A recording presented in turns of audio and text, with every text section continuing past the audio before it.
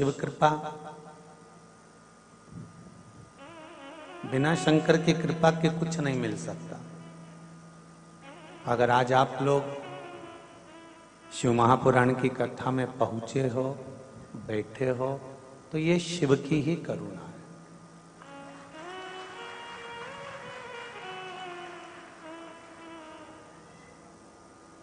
बाहेती जी से भी कई लोगों ने कहा होगा कि अभी कोई कथा का सीजन है, अभी तो शादियों का सीजन है, शादियां खूब चल रही हैं,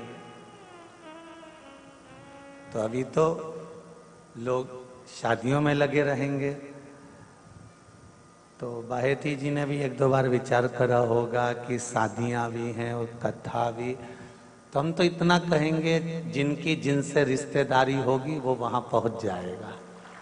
यहाँ तो संबंध देखा जाता है, और शिव से जिसका संबंध है, शंकर से जिसका संबंध है, भगवान ओगरदानी से, भोलेनाथ जी से जिनका संबंध है, वो शिव महापुराण की कथा बिना सुने एक पल भी रह ही नहीं सकते। ये बड़ा कठिन है।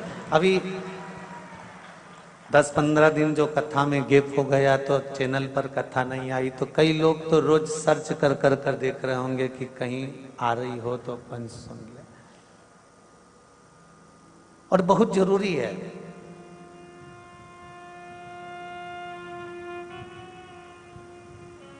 उदर की तृप्ति के लिए भोजन और आत्मा की तृप्ति के लिए भजन, ये बहुत जरूरी है।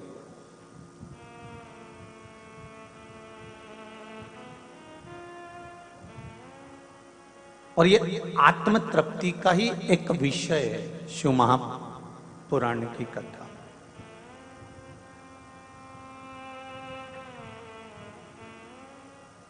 और मिली भी कितनी जोरदार है। नवग्रह शिव महापुराण की कथा भाग्यनगर वालों को प्राप्त हुई है, हैदराबाद वालों को प्राप्त हुई है। नवग्रह,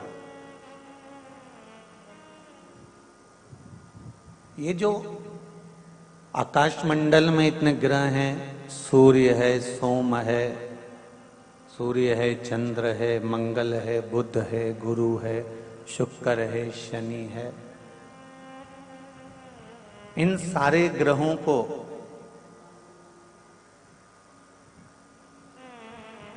अगर पूजन के लायक बनाया है, देव बनाया है, पूजने के लिए अग्रण्य बनाया है, तो वो कोई दूसरा नहीं, मेरा देव अधिदेव महादेव ने बनाया है, कोई दूसरा नहीं बनाया।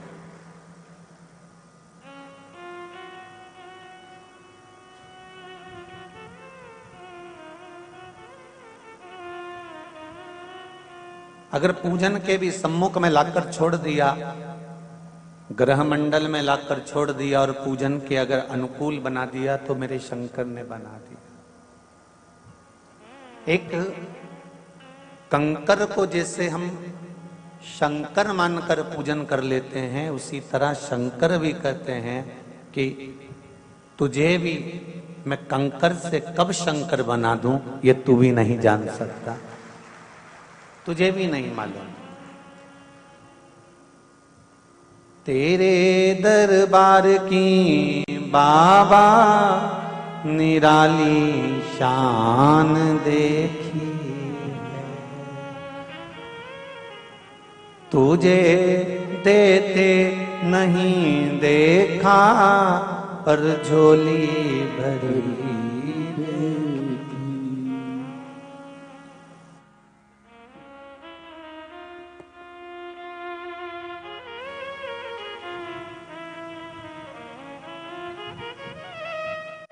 ये शिव की कृपा से प्राप्त होता है। वो दिखता नहीं है देते हुए, पर जब देता है ना, तब मालूम पड़ता है कि उसने मुझे दिया है, उसने मुझ पर कृपा करी है। काशी कौन कौन गया है? हाथ उठाओ जरा। सब होया हैदराबाद वाले? अरे धर लो, वापिस धर लो। काशी गए हो तो पूरे भारत की भूमि पर एक काशी की धरा, अभिमुक्त नगरी काशी, मोक्ष नगरी काशी,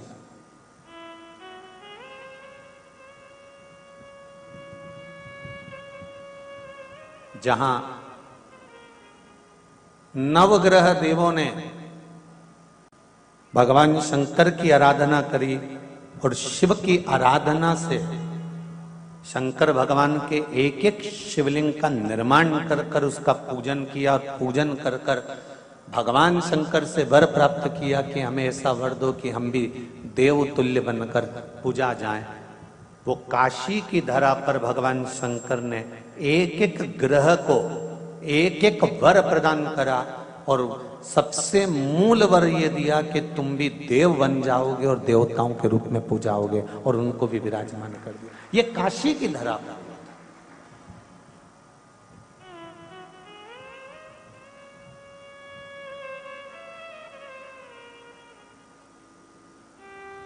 बुद्ध ग्रह का शिवलिंग बुद्धेश्वर महादेव, बृहस्पतेश्वर, शुक्रेश्वर, शनीश्वर, सोमेश्वर, नवग्रह देवता के एक एक शिवलिंग का निर्माण नवग्रह देवता ने किया। अपने अपने शिवलिंग का निर्माण कर कर उसका पूजन किया, पूजन कर कर उसकी आराधना करी, शंकर भगवान से वर प्राप्त करा। आज भी काशी की धरा पर नवग्रह देवताओं ने जिस शिवलिंग की पूजन करी थी वो शिवलिंग आज भी काशी की धरा पर विराजमान।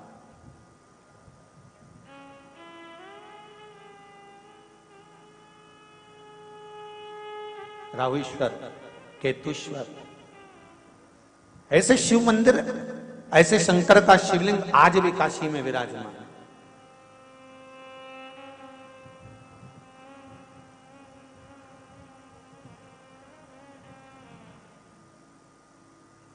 और जब जब किसी का दिल दुखता है, जब जब किसी का मन दुखता है, जब जब किसी के हृदय में अगर दुख का अनुभव होता है, तो शिव महापुराण की नवग्रह शिव महापुराण की कथा कहती है जैसे शुक्र देवता का हृदय दुखा, शुक्र देवता का मन दुखा, तो उन्होंने शंकर की शरण ली, शिव की शरण।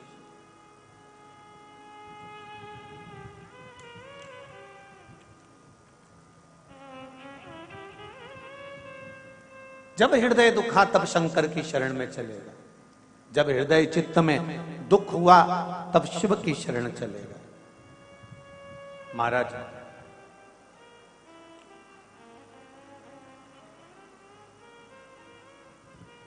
पुराणों के अनुसार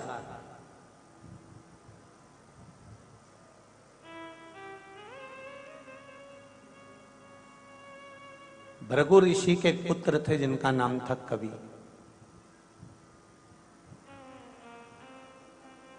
जिनको शुक्र कहा गया। ग्रहों में जो शुक्र ग्रह है वो भृगु ऋषि के पुत्र के नाम से। भृगु ऋषि के जो पुत्र हैं कवि, वो शुक्र ग्रह बने।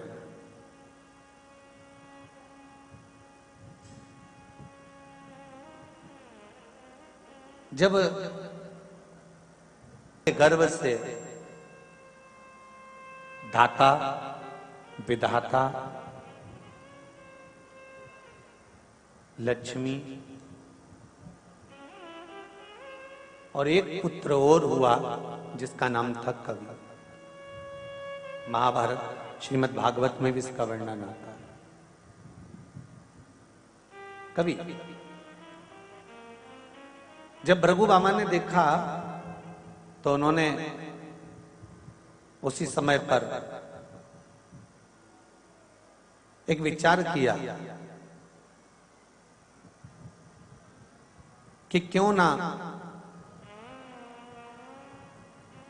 इस पुत्र को पढ़ने के लिए मैं अंगिरा ऋषि के पास में भेजा, और अपने पुत्र को पढ़ने के लिए अंगिरा ऋषि के पास में भेजा। अंगिरा ऋषि अपने पुत्र जीव, जीव मतलब बृहस्पति, बृहस्पति भगवान का एक नाम और है जीव, गुरु। अंगिरा ऋषि के पास में अपने पुत्र कवि को पढ़ने के लिए भेजे, विद्या अध्ययन के लिए भेजा। अब कवि और अंगिरा ऋषि का पुत्र ये दोनों जीव साथ पढ़ने लगे। अंगिरा ऋषि इनको पढ़ाने लगे, विद्याध्ययन कराने लगे, पर समय की अनुकूलता ऐसी होती है कि अंगिरा ऋषि ने अपने पुत्र जीव पर ज्यादा ध्यान दिया, उसको पढ़ाया भी, उसके लिए समर्पित भी रहे।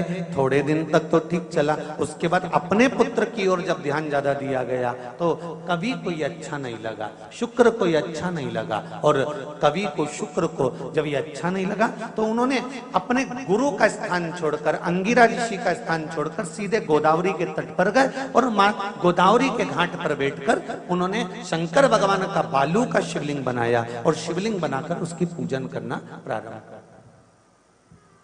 जरा देखिए, नवग्रह शिव महापुराण की कथा चल रही, बहुत ध्यान से सुनना कि व्यक्ति के जीवन में जब कहीं दुख की घड़ी सामने आती है, आपको लगता है कि हम बहुत रिश्तेदारों के यहाँ जाते हैं और रिश्तेदारों के यहाँ जाते हैं, पर धनपतियों के यहाँ, संपत्तिवानों के यहाँ, वैभववानों के यहाँ वैभववानों को ही सम्मान मिलता है, संपत्तिवान को ही सम्मान मिलता है, हमको सम्मान उतना नहीं मिल पा रहा। तो हमको ये बात किसी से कहना नहीं है कि हम उनके यहाँ गए थे और हमको सम्मान नहीं मिला, हम उनके यहाँ पहुंचे थे, हमको आदर नहीं मिला, हम उनके यहाँ विवाह में गए थे, हमको उसमें आदर सम्मान नहीं मिला, हम उसके यहाँ पार्टी में गए थे, हमको उसमें आदर सम्मान नहीं मिला। कथा में तो आदर सम्मान की कोई बात होती ही नहीं। भागवत हो, रामायण हो, गीता हो, शिवपुराण हो, सत्यनारायण भगवान की कथा हो, घर में धार्मिक कोई आयोजन हो, उसमें मान और सम्मान की कोई परिभाषा नहीं होती कि हम कथा में गए तो हमको आगे बैठना था कि पीछे बैठना था कि दाएं बैठना था कि बाएं बैठना था। उसमें तो हमको ये देखना है कि जो जगह खाली हो और जहां पर जगह मिल जाए वहां पर प्रणाम करो और शंकर और कंकर को नमन कर कर वहीं आसन लगाकर बैठ जाओ तो शंकर मिल जाता है। कथा में कभी भी हमको ये नहीं विचार करना कि यहाँ जगह नहीं मिली, वहां जगह नहीं मिली, आगे नहीं बैठने दिया, पीछे नहीं बैठने दिया। हाँ, कहीं विवाह में गए, कहीं पार्टी में गए, कहीं फंक्शन में गए और वहां जाकर अगर आपको ऐसा महसूस होता है तो ये भी बात किसी को कहने की नहीं होती। जब मन दुखे, हृदय चित्त में जब घात लगे तो फिर आपको केवल एक काम करना है कि कहीं शिव की शरण में पहुंच जाना है, शंकर की सेवा में लग जाना है, फिर शिव जानेगा कि करना क्या है। शुक्र ने वही करा। गोदावरी नदी के तट पर शुक्र ने शंकर भगवान का पार्थिव शिवलिंग का निर्माण करा, उसकी पूजन करना प्रारंभ करा।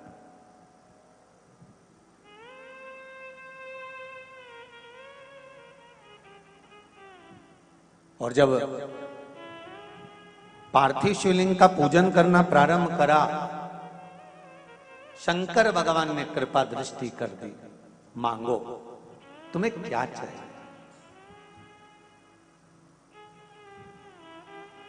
आपकी कृपा। तुमने मेरी आराधना करी है, मैं तुम्हें वर प्रदान करता हूं, एक मंत्र मैं तुम्हें देता हूं। दुनिया के लोग उसे संजीवनी मंत्र कहेंगे। ये वो मंत्र रहेगा जिस मंत्र का जाप तुम किसी मरे हुए व्यक्ति पर भी करोगे तो वो जीवित होकर बैठ जाएगा। संजीवनी मंत्र भगवान शंकर ने शुक्र को प्रदान कर दिया।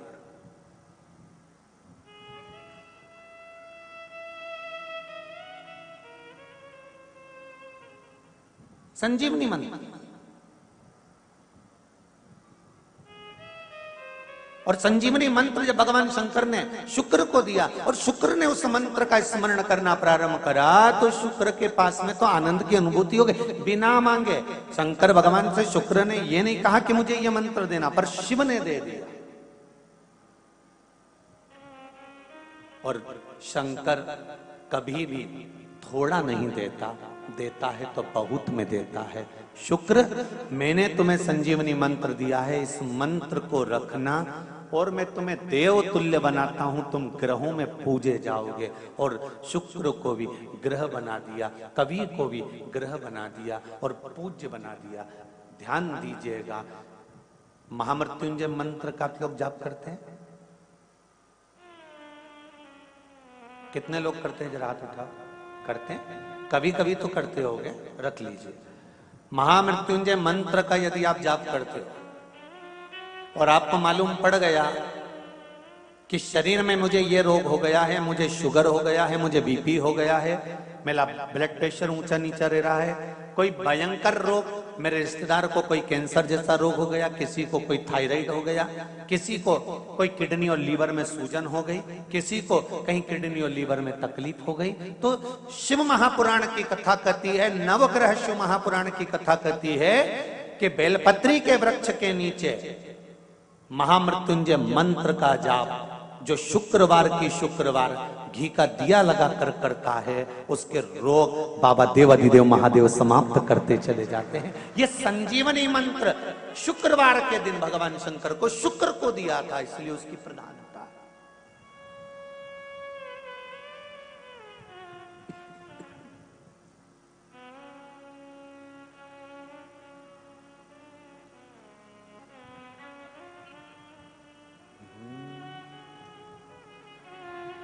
ये वो संजीवनी मंत्र शुक्रवार के दिन बेलपत्री के वृक्ष के नीचे बैठकर घृत का दिया लगाकर शरीर में जो रोग है उसका स्मरण कर कर शंकर जी से विनय कर कर, हे भोलेनाथ, आपने शुक्र देवता को संजीवनी मंत्र दिया है, तो क्या आप मेरे को वो मंत्र प्रदान नहीं करोगे? मेरे रोग, मेरी बीमारी, मेरे दुख को आप नहीं हरोगे? शिव से कहो, ये शरीर आपने दिया है और भजन करने के लिए दिया है, स्मरण करने के लिए दिया है, कीर्तन करने के लिए दिया है, तो संभालोगे भी आप। और बेलपत्री की ओर मुख कर घी का दिया लगाकर महामृत्युंजय मंत्र का स्मरण कर लेने पर धीरे धीरे धीरे धीरे धीरे धीरे वो रोग समाप्ति की ओर आता चले जाता है। जैसे एक पत्र में किसी ने लिखकर भेजा, देखिए,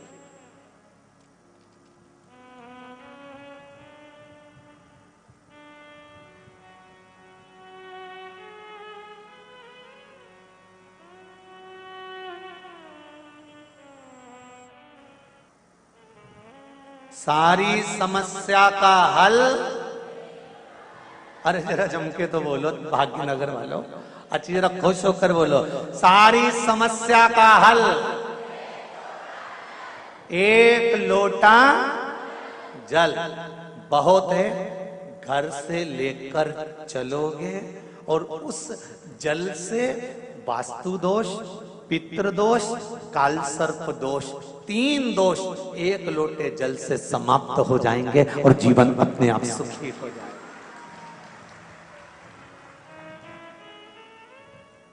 शिव महापुराण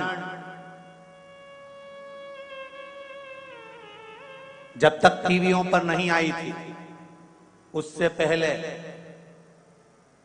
सारे घर के पाइप, सीढ़ी, बाथरूम, रसोई घर 25 बार बदल के देख लिए थे। लोगों ने कहा था वास्तु दोष, वास्तु दोष, वास्तु दोष। जब से लोगों ने कथा सुनकर 1 लोटा पानी चढ़ाना चालू करा, वो वास्तु दादा कहां गया पता नहीं पड़ा। 1 लोटा जल,